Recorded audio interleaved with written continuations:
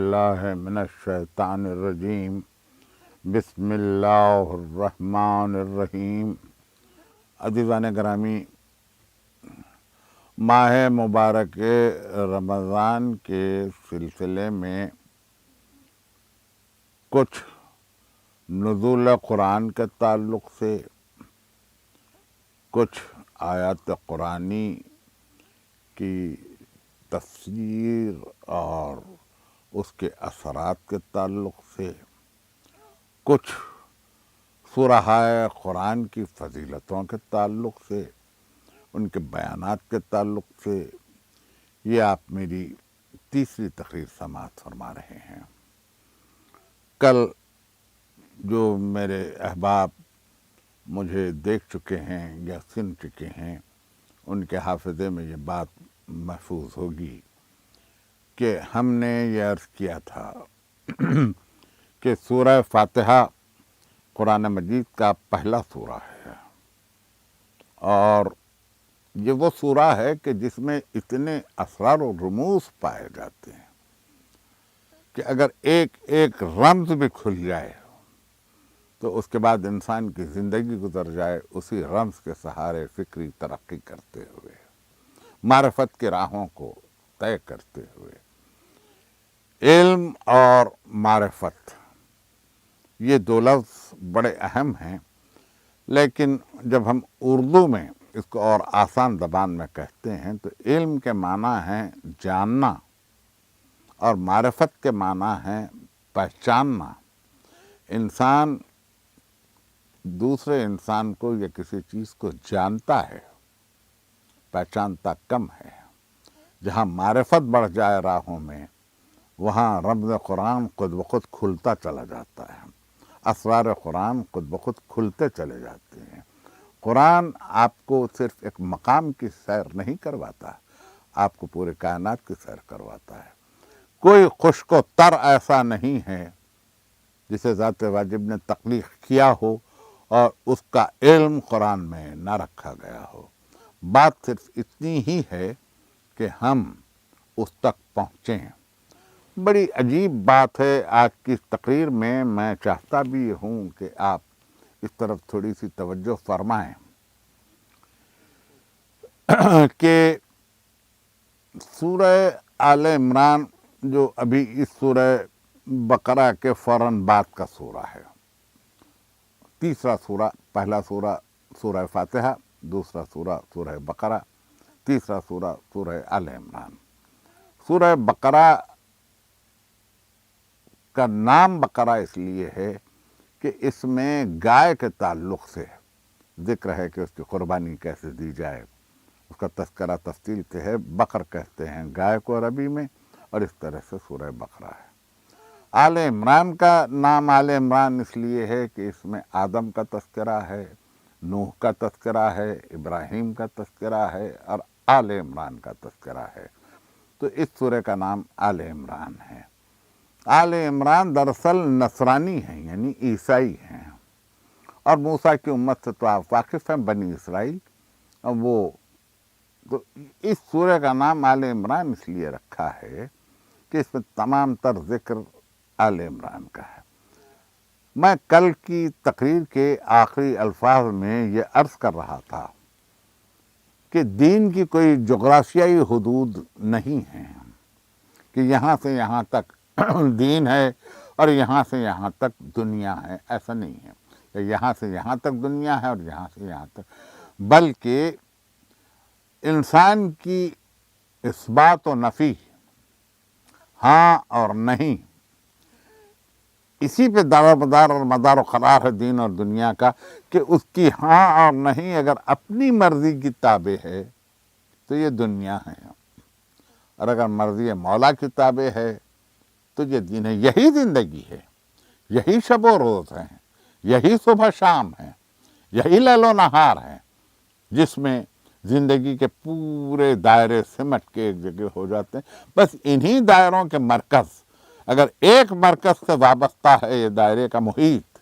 اس کا سرکمفرنس اگر ایک مرکز سے وابستہ ہے تو پھر وہ دین ہے، اور پھر زندگی کا دائرہ اپنے مرکز سے اگر مربوط رہے تو پھر دائرہ ٹوٹتا نہیں ہے، لیکن اگر مرکز بدلتے چلے جائیں، جیسے میرا خیال ہے کہ میرے سننے والے سبھی تعلیم یافتہ ہیں، اور کم سے کم مسلمانوں میں یہ شعور تو پایا جاتا ہے کہ جامعاتی ڈگریاں اپنی جگہ، لیکن بنیادی طور پر ان کو علم کا ذوق و ذائقہ حاصل ہے کہ جب آپ پرکار سے ایک دائرہ کھینچتے ہیں تو مرکز اپنے مقام پر ہے اور دائرہ مکمل کھینچتا ہے۔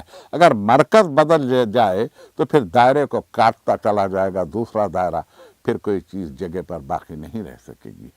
مرکز ایسا ہو کہ اس سے پوری وابستگی رہے، یہی مرکز ہماری زندگی میں مرضی مولا کو معلوم کرنے کا، خشک و تر کو تلاش کرنے کا، زندگی کی راہوں کو متعین کرنے کا، صراط مستقیم سے گزر کے پہنچنے تک کا منزل تک، وہ اگر ہے تو صرف اس کے دو ہی طریقے ہیں۔ میں پہلی تقریر میں اجمالاً عرض کر چکا کہ قرآن میں ہر خشک و تر ہے، زندگی کا ہر حصہ اس میں موجود ہے کہ انسان کی زندگی کیسے گزرنی چاہیے، پورا شعار زندگی قرآن میں موجود ہے۔ لیکن اگر اس کی جامع تفصیل انسان دیکھنا چاہے، جیسے پہلی تقریر میں میں یہ عرض کر رہا تھا کہ قرآن میں نماز کا ذکر ہے لیکن رکعتوں کا ذکر نہیں ہے، قرآن میں روزے کا ذکر ہے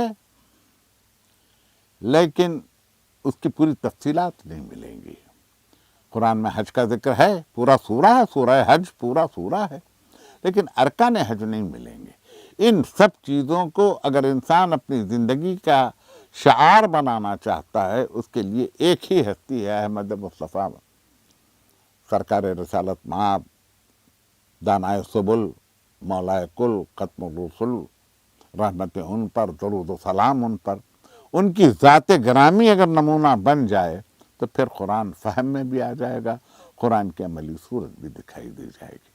عجیب بات یہ ہے کہ میں جس تمہید سے آج کی تقریر کو شروع کرنا چاہتا تھا کہ مسلمانوں میں 23 برس کی زندگی ہے، سرکار رسالت کی زندگی 23 برس، قرآن 23 برس میں نازل ہوا ہے، پورے 23 سال میں تشریعی زندگی حضور کی 23 برس ہے۔ 40 برس پہلے کی زندگی جو ہے وہ تشریعی زندگی میں شمار نہیں کرتے ہیں، عموماً ہمارے علماء یہ کہتے ہیں کہ بھئی 23 برس کی تشریعی زندگی ہے اور پھر 11 ہجری میں وصال ہے۔ اس 23 برس میں نزول قرآن درجہ بدرجہ آہستہ آہستہ نازل ہوتا رہا، کبھی پورا سورہ نازل ہوا، کبھی کچھ آیتیں نازل ہوئیں، کبھی مکے میں نازل ہوا، کبھی مدینے میں نازل ہوا، کبھی راستے میں نازل ہوا، کبھی میدان جنگ میں نازل ہوا، مختلف مواقع ہیں کہ جہاں قرآن نازل ہوتا رہا اور قرآن نے ہر تفصیل دی۔ عجیب بات یہ ہے کہ سورہ آل عمران، جب میں نے جیسا کہ ابھی کہا، آل عمران کا تذکرہ اس لیے ہے کہ قرآن سے پہلے 2 کتابیں اور ہیں تو 3، مگر وہ کتابی صورت میں نہیں ہے، زبور، لیکن 2 کتابیں کتابی صورت میں قرآن نے تذکرہ کیا کہ ہم نے اس سے پہلے تورات کو نازل کیا اور انجیل کو نازل کیا۔ آج میں یہ کہنے کے موقف میں ہوں کہ نہ تورات اصلی حالت میں موجود ہے، نہ انجیل اپنی اصلی حالت میں موجود ہے، بلکہ تورات تو کچھ اس حالت میں، یعنی اس کو انگریزی میں کہتے ہیں اولڈ ٹیسٹمنٹس اور نیو ٹیسٹمنٹس، بازار میں دستیاب ہے، آپ پڑھ سکتے ہیں، لے کے ملاحظہ فرما سکتے ہیں۔ انسان کے لیے جہاں علم کا حاصل کرنا ضروری قرار دیا گیا ہے، واجب کیا ہے ہر مرد و زن پہ سرکار رسالت نے، تو اس میں 2 علم ہیں، علم الادیان اور علم الابدان، یعنی دینوں کا علم حاصل کرو، ایک دین کا نہیں، دینوں کا علم حاصل کرو، اور ابدان کا ہر شے کا علم حاصل کرو۔ تو کائنات کے سارے علوم سمٹ کے آ جاتے ہیں اس بلاغت کے کلام میں، بلاغت نظام میں، اس کلام میں بلاغت نظام میں سمٹ کے۔ دینوں کے علم سے متعلق یہ ہے کہ کون سا دین کیا ہے، جب تک کہ آپ کو پتہ نہیں چلے گا اس وقت تک کہ آپ کو اسلام کی عظمت کا اندازہ نہیں ہو سکتا۔ ہم بڑی آسانی سے اسلام کہہ کے گزر جاتے ہیں لیکن ہم اس کی عظمت کو نہیں دیکھتے، ہم اس کی بلندی کو تک نہیں پہنچتے، ہم اس کے علو پہ نظر نہیں رکھتے کہ اسلام نے کتنا انسان کو پاک و طاہر کیا، کتنا نیچے سے اٹھا کر اس کی تعمیر کی ہے۔ کل کی تقریر اگر آپ کے ذہن میں ہے تو میں نے 7 منازل انسان کی گنوائی تھی کہ انسان 3 سے چلا، نطفے میں آیا، نطفے سے چلا علقے میں کلاٹڈ بلڈ میں آیا، علقے سے چلا مضغے میں آیا، نمو پذیر گوشت، مضغے سے چلا عظام میں آیا کہ جہاں ہڈیاں ترتیب پاتی چلیں، اسٹرکچر بنتا چلا، عظام سے چلا لحم میں آیا جہاں گوشت، پوست، آنکھیں، ناک، چہرہ، ہاتھ، پاؤں، اعضائے رئیسہ کی تشکیل ہوتی چلی، اور پھر اس کے بعد تبع کی منزل میں آیا۔ یہاں تک انسان کی تخلیق ہو گئی۔ انسان اب انسان طبعی ہے۔ ان الفاظ پہ تھوڑی سی میں توجہ چاہتا ہوں، عموماً یہ اصطلاحات استعمال نہیں ہوتی ہیں، لیکن میں اس کو آسان کر دوں آپ کے لیے۔ تبع کی منزل میں آیا، تبع سے اٹھا یہی انسان تو نفس کی منزل میں آیا۔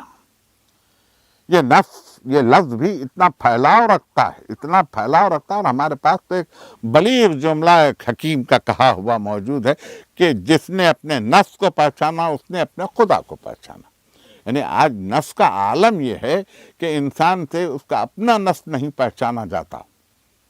یہ نفس غربت کے عالم میں انتہائی غربت میں ناقابل فہم ہے۔ یہ نفس انتہائی امیری کے عالم میں ناقابل فہم ہے۔ یہ نفس تخت اقتدار پر ہو تو ناقابل فہم ہے۔ یہ نفس فلاکت کے عالم میں ہو تو رسوائی ہو رہی ہے تو ناقابل فہم ہے۔ انسان اپنے منزل سے گر جاتا ہے، اپنی نگاہوں سے آپ گر جاتا ہے، اپنے تتہ سے گر جاتا ہے جب فلاکت میں ہو۔ انسان کا نفس کا ناقابل فہم ہے۔ جب اس کو تھوڑی سی آسائشیں ہو جائیں تو رزاق متین کا شکر ادا کرنے کے بجائے اس کی نعمتوں کا اسی سے بگڑ کے چلتا ہے، اسی سے روگردانی کرتے ہوئے چلتا ہے، اسی کے احکام کا انحراف کر کے چلتا ہے، اور یوں چلتا ہے کہ خود جیسے زمین پر خدا بنا ہوا۔ یہ ہے نفس انسانی۔ نفس فرعون کا بھی، نفس نمرود کا بھی، نفس شداد کا بھی، نفس حامان کا بھی، نفس اولیاء کا بھی، نفس انبیاء کا بھی، نفس رسولوں کا بھی، نفس خاتم النبیین کا بھی۔ اگر کسی نے سرکار رسالت کے نفس کو پہچان لیا ہوتا تو آج شاید دنیا میں اتنا بکھراؤ نہ ہوتا۔ میں ایک عجیب جملہ کہہ کے گزر رہا ہوں۔ نفس تبع سے اٹھے، نفس کی منزل میں آئے۔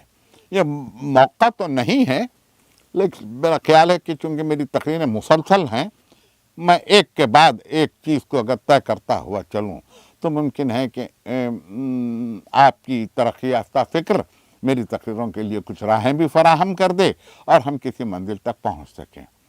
دیکھیے، یہ لفظ قرآن ہی کا ہے، بلکہ اتنا اہم لفظ ہے کہ کل نفس ذائقۃ الموت، ہر نفس کو موت کا ذائقہ چکھنا ہے۔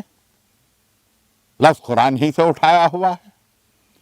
ایک یہ لفظ کی شرح کے لیے میرا خیال ہے کہ زندگی گزر جائے لیکن اس لفظ کی شرح نہ ہو، قرآن کی شرح تو بہت دور کی بات ہے۔ پہلی منزل پر جب تبع سے اٹھے نفس آئے تو ہر وجود کے لیے ہے تبع سے اٹھے نفس میں آئے۔ پتھر کا بھی نفس ہے، نفس جمادی کہلاتا ہے۔ نباتات کا بھی نفس ہے، نفس نباتی کہلاتا ہے۔ حیوان کا بھی نفس ہے، نفس حیوانی کہلاتا ہے۔ لیکن فرق یہ ہے کہ جماعت کا نفس میں جمود ہے، اس کے باوجود بھی اگرچہ کہ جماعت کے نفس میں جمود ہے، لیکن جماعت یعنی پتھر میں کہہ رہا ہوں، پتھر کو بھی اپنے نفع کو جذب کرنے کا اور اپنے آپ میں نقصان پہنچانے والی چیز کو دفع کرنے کا شعور موجود ہے۔ ذرا سا میں چاہتا تھا کہ الفاظ پر آپ کی توجہ ہو۔ تیسری تقریر ہے، فکر بلند ہو رہی ہے، وقت معین ہے، شعور ہے، عقل نہیں۔ عقل اور چیز ہے، شعور اور چیز ہے۔ یعنی طبعی طور پر، فطری طور پر پتھر میں یہ شعور ہے کہ اس کو جو چیز دفع پہنچائے اس کو عکس کر لیتا ہے، جو چیز ضرر پہنچاتی ہے اس کو دفع کر دیتا ہے۔ یہی بات نباتات میں ہے، لیکن نفس جمادی سے نفس نباتی افضل ہے، بلند ہے، برگزیدہ ہے۔ اس لیے کہ بیج سے تخم، بیج سے ترقی کرتے ہوئے، مزاحمتوں کو ہٹاتے ہوئے زمین کے اندر سے نکل کر زمین کی مزاحمت کو ہٹاتے ہوئے ترقی کرے، پودا بنے، پودے سے اٹھے شجر بنے، شجر سے اٹھے گل کی منزل میں آئے، پھول بنے، پھول سے پھر ثمر کی منزل میں آئے، تو اس میں نمو ہے، قوت نمو ہے۔ اس لیے اس نفس کو کہتے ہیں نفس نامیہ نباتیہ، یعنی اس میں ترقی ہے۔ پتھر میں ترقی نہیں ہے، پتھر میں جمود ہے، اس لیے اسے جماد کہتے ہیں۔ نبات میں نمو بھی ہے، ترقی بھی ہے، اور پھر اس سے اٹھ کر نفس حیوانی چلتا ہے، پھرتا ہے، تولید نسل کرتا ہے، غذا کو اخذ کرتا ہے، جذب کرتا ہے، دفع کرتا ہے، اس کو اپنے آپ میں بالیدہ کرتا ہے غذا کی ترقی کو، اور حرکت کرتا ہے۔ یہ ہے نفس حیوانی۔ انسان کے ساتھ ایک عجیب بات یہ ہے کہ اس کے نفس کے ساتھ ساتھ اس کو جو کیفیت عطا ہوئی ہے، ایک کیفیت عطا ہوئی ہے قوت کی، ایک کیفیت عطا ہوئی ہے شہوت کی، روح القوت، روح الشہوت، روح البدن۔ شہوت کے معنی یہ ہے کہ عیش و عشرت کے سامان کو خود سے قریب کرنا، رنگ و نور کو قریب کرنا، آسائشوں کو قریب کرنا، یہ ہے۔ اور روح القوت وہ ہے کہ جہاں جنگل و جدل سے کام لیتا ہے، اقتدار پسند ہوتا ہے، وسعت حکومت چاہتا ہے، وسعت سلطنت، نفس ہی تو ہے یہ نفس ہی تو ہے۔ وہ تو شاباش، کیا کہنا، ترقی اس کو کہتے ہیں۔ نہ ترشے تک تو پتھر تھے، ترشتے ہی خدا ٹھہرے۔ یہ نفس ہی تو ہے جو انسان سے یہ سب کچھ کرواتا۔ اور پھر اس کے بعد غور سے مجھے سنیے، اگر آپ نے مجھے اس لمحے میں چھوڑ دیا تو شاید میں آپ تک پہنچا نہیں سکوں گا اپنے پیام کو۔ ان تمام نفسوں کے بعد ایک چیز ہے نفس ایمان۔ اس کا کمال یہ ہے کہ یہ ان تینوں نفسوں کو، یعنی دیکھیے شاید یہ فلسفہ چونکہ اہم ہے اور اس کو پہنچنا چاہیے۔ کوئی چیز انسان نے ایجاد نہیں کی، میں بڑی ذمہ داری سے یہ جملہ ادا کر رہا ہوں، کوئی چیز انسان نے ایجاد نہیں کی، ہر چیز تو موجود تھی۔ خالق ازل نے ہر چیز کو موجود کر دیا، ہر چیز کو تخلیق کر۔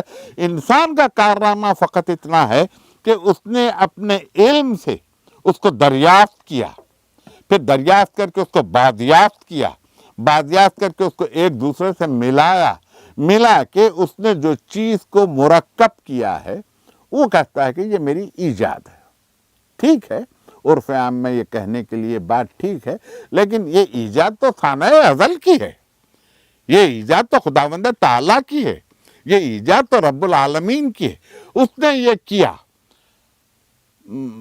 ماچس یا دیا سلائی جسے ہم کہیں، اس میں بارود میں جلنے کی صلاحیت اسی کی دی ہوئی ہے۔ ماچس کی تیلی جس پیڑ سے کاٹی گئی، تراشی گئی، وہ پیڑ بھی اسی کا اگایا ہوا ہے۔ اب اسی ماچس کی تیلی سے چراغ جلے تو خیر ہے، کسی کا گھر جلے تو شر ہے۔ لوہے میں نرم ہونے کی صلاحیت اسی کی دی ہوئی، کاٹنے کی صلاحیت اسی دی ہوئی، آگ میں پگھل جانے کے بعد اپنی صورت بدلنے کی صلاحیت اسی کی دی ہوئی ہے۔ لیکن اگر کسی انسان کا گلا کٹتا ہے، اس پر ظلم و جبر و تشدد ہوتا ہے، تو یہ شر ہے۔ یہاں انسان کو ان حواس کے ساتھ ساتھ جو چوتھی چیز بڑی نازک عطا کی ہے، بہت بلند، وہ ہے عقل، جس سے جانور محروم ہے۔ جانور میں حواس ہیں، جانور میں شعور ہے، جانور نقطۂ تمیز کے طور پر عقل کو نہیں لے جاتا، انسان ہی کو یہ مگر واہ رے انسان اس کے باوجود وہ چیزوں کو فراموش کرتا جاتا۔ ورنہ یہی انسان جو طبع کی منزل سے اٹھے نفس کی منزل میں آئے، نفس کی منزل سے اٹھے عقل کی منزل میں آئے، عقل کی منزل سے اٹھے روح کی منزل میں آئے، روح کی منزل سے اٹھے تو پھر اس مقام تک پہنچے کہ جہاں وہ خود کو بالیدہ کرتا ہوا یوں پہنچے کہ یہ انسان جو آدمی ہے، آدمیت سے اٹھے تو انسان کہلائے۔ ہر آدمی انسان نہیں ہوتا، بقول غالب کے بس کہ دشوار ہے ہر کام کا آسان ہونا، آدمی کو بھی میسر نہیں انسان ہونا۔ اور پھر ادھر قرآن، یا ایھا الانسان ما غرک بربک الکریم، اے انسان کس نے تجھے اپنے کریم پروردگار سے مغرور کر دیا؟ یہی تو وہ انسان ہے، یہی تو انسان ہے۔ قرآن نے انسان کہہ کے مخاطب کیا۔ تو مرحلہ کیا ہے؟ آدمی سے اٹھے انسان بنے، انسان سے اٹھے تو پھر مسلم بنے، مسلم سے اٹھے مومن بنے۔ یہاں ممکن ہے کہ میرے سامعین میں کوئی سوچ رہا ہوگا کہ میں نے یہ دو لفظ الگ الگ کیسے استعمال کر لیے۔ یا دیکھیے، قرآن نے جب کبھی خطاب کیا ہے تو یا ایھا المسلمون کہہ کے تو خطاب نہیں کیا۔ میری نظر سے تو کوئی آیت ایسی نہیں گزری کہ جہاں قرآن نے خطاب کیا ہو یا ایھا المسلمون۔ قرآن نے جب کبھی خطاب کیا ہے دو ہی لفظ استعمال کیے، یا خطاب کیا یا ایھا الذین آمنوا، یا کہا قل یا ایھا الکافرون۔ قرآن نے اپنے لیے اپنے لفظ منتخب کر کے رکھے ہیں۔ جو جرم نہ کرے وہ مسلم ہے، جو تسلیم کرے وہ مسلم ہے، جو ایمان لائے وہ مومن ہے۔ مسلم و مومن میں فرق ہے، کبھی شاید چوتھی تقریر میں ہم اس منزل سے گزریں گے، ابھی تو ابتدائی تقریریں ہیں یہ، مگر میں یہ چاہتا تھا کہ انسان کی بلندی آپ کی نظر میں آ جائے۔ قرآن نے کہاں سے اٹھا کے انسان کو کہاں پہنچایا؟ تین سے اٹھایا، نطفے میں لایا، نطفے سے اٹھایا، علقے میں آیا انسان، علقے سے اٹھا، مضغے میں آیا، مضغے سے اٹھا، عظام میں آیا، عظام سے اٹھا، لحم میں آیا، لحم سے اٹھا، تبع میں آیا، تبع سے اٹھا، نفس میں آیا، نفس سے اٹھا، عقل میں آیا، عقل سے اٹھا، روح میں گیا۔ اب ادھر منزلیں دیکھیے ترقی کی، آدمی سے اٹھے انسان بنے، انسان سے اٹھے مسلم بنے، مسلم سے اٹھے مومن بنے، مومن سے اٹھے متقی بنے، متقی سے اٹھے ولی بنے، ولی سے اور بلند ہو نبی کہلائے، نبی سے اور بلند ہو رسول کہلائے، کتاب ساتھ لے کر آئے، شریعت ساتھ لے کر آئے تو رسول کا، اور سب سے آخر میں اس کے نقطۂ عروج پر اگر ذات خاتم آئے تو وہ اس مہر لگا دے کہ اب اس کے بعد کوئی نبی نہیں۔ وَمَا أَرْسَلْنَاكَ إِلَّا رَحْمَةً لِّلْعَالَمِينَ كَمَا بَدَأْنَا أَوَّلَ خَلْقٍ نُعِيدُهُ وَعْدًا عَلَيْنَا إِنَّا كُنَّا فَاعِلِينَ، کہ جس طرح سے ہم نے اپنی پہلی مخلوق کو خلق کیا اسی طرح ہم اسے عود کروائیں گے، اور یہ ہمارا وعدہ ہے۔ اور اس کے فوراً بعد سورہ انبیاء کی آیتیں پڑھ رہا ہوں میں اس کے فوراً بعد بھی کہا کہ وَمَا أَرْسَلْنَاكَ إِلَّا رَحْمَةً لِّلْعَالَمِينَ، نہیں بھیجا ہم نے تم کو مگر عالمین کے لیے رحمت بنا کر۔ کبھی قرآن پڑھتے پڑھتے اسی ماہ مبارک میں اس لفظ پر بھی توجہ فرما لیجئے کہ آپ نے پہلے سورہ میں پڑھا الحمدللہ رب العالمین، ہم کرتا ہوں اس رب کی جو عالمین کا رب ہے، اور آپ نے سورہ انبیاء میں پڑھا وَمَا أَرْسَلْنَاكَ إِلَّا رَحْمَةً لِّلْعَالَمِينَ، یعنی جتنی وسعت اس کی ربانیت میں ہے اتنی ہی وسعت ان کی رحمت میں ہے، اتنی ہی وسعت ان کی رحمت میں ہے۔ ان اللہ وملائکتہ یصلون علی النبی یا ایھا الذین آمنوا صلوا علیہ وسلموا تسلیما اللہم صل علی محمد وعلی محمد، یعنی یہ رحمتیں ہیں، یہ رحمتیں ہیں انسان کے لیے۔ تو اس منزل ارتقاء پر قرآن نے پہنچایا ہے انسان کو، بشرطے کہ انسان اس راہ ہدایت کو قبول کرے اور اس پر چلے۔ چلتے چلتے میرا خیال ہے کہ میرا وقت آہستہ آہستہ قریب پہنچ رہا ہے تقریر کا، مگر انسان یہ دیکھے دو طریقے ہیں منزل تک پہنچنے کے۔ اہدنا الصراط المستقیم تقریر مسلسل چل رہی ہے، دو طریقے ہیں، دو ہی طریقے۔ ایک طریقہ تو یہ ہے کہ آپ اگر منزل تک جانا چاہتے ہوں، کسی مقام پر کھڑے ہوں، کسی سے آپ کے پوچھیں کہ یہ مقام کہاں ہے، اور وہ اشارے سے بتا دے کہ وہ مقام فلاں مقام پر ہے، ایسے چلے جائیے، وہاں آپ کی منزل ہے۔ یہ ایک طریقہ ہے منزل تک جانے کا۔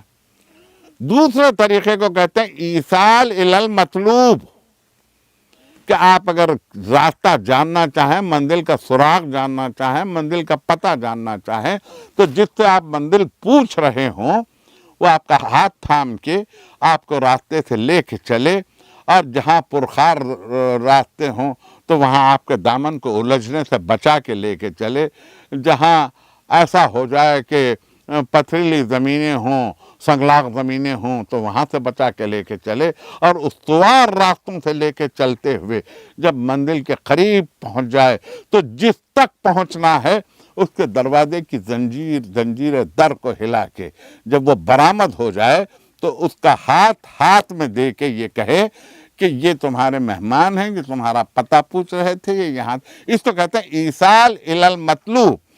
انسان نے ایک طرف قرآن دے دیا، انسان کو ذات واجب نے ایک طرف قرآن دے دیا کہ یہ راستہ ہے، اس کے بعد اہدنا الصراط المستقیم جب دعا آپ نے کی تو صراط مستقیم کو بتلا دیا، اور پھر اس کے بعد ہادی بھیجے، ہدایت کرنے والے بھیجے، وہ ہدایت کرنے والے تاکہ منزل مقصود تک پہنچا سکیں، اور پھر انسان قیامت کے دن سرخرو ہو جائے اور یہ کہہ کے سرخرو ہو کہ اس نے دنیا میں جس مقصد کے لیے اس کو بھیجا گیا تھا وہ مقصد کامل رہا۔ یہاں آخری جملہ میری تقریر کا میں یہ کہنا چاہتا ہوں کہ جس مبارک مہینے میں آپ ہم سفر کر رہے ہیں،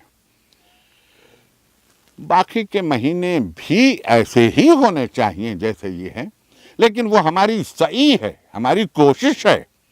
ہم چاہتے ہیں، رمضان کا مہینہ ایسا ہے کہ اس نے اپنی رحمتوں کے دروازے کھول دیے ہیں، انسان کی چھوٹی سے چھوٹی سعی بھی مشکور ہوگی۔ اس طرح سے رمضان میں سعی کے دروازے کھل گئے۔ میری دعا ہے کہ آپ کی سعی مشکور ہو، آپ کے روزے قبول ہوں، آپ کے بچوں کے گھر ٹھنڈے چشموں کے کنارے آباد رہیں، آپ کے بچے سرخرو ہوں جب تک کہ زمین کی بساط بچھی ہوئی ہے، دولت، شہرت، عزت، سطوت، حشمت سب آپ کی دہلیز کو بوسہ دے، آپ کی دنیا بھی اچھی ہو، آپ کے آخرت بھی خوب ہو۔ وآخر دعوانا الحمدللہ رب العالمین۔ شکریہ، خدا حافظ۔